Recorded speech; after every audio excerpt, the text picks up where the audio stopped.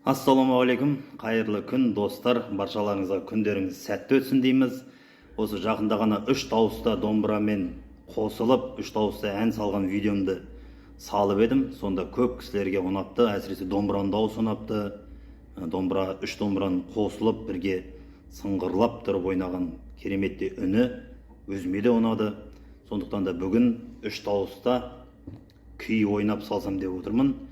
Қостанайлық әнші, сазгер, күйші К.Ахметов деген ағамыз кереметтей. Сол кісінің ой толғау деген әні бар, ой толғау деген кереметтей күйі бар. Сол күйді тартып салайын. Жоғарыдағы мен двойниктерім, тройниктерім екінші, үшінші дауыста қосылады. Дайынсыңдар ма? Дайынбыз. Ал енді негізі бұл ешқандай двойник тройнигім емес, өзім монтаждап, 3 рет ойнап салған, біріктіріп, оны кейін болашақта айта жатармын. Бастайық енді? Иә, бастайық. Ой толғау күйі.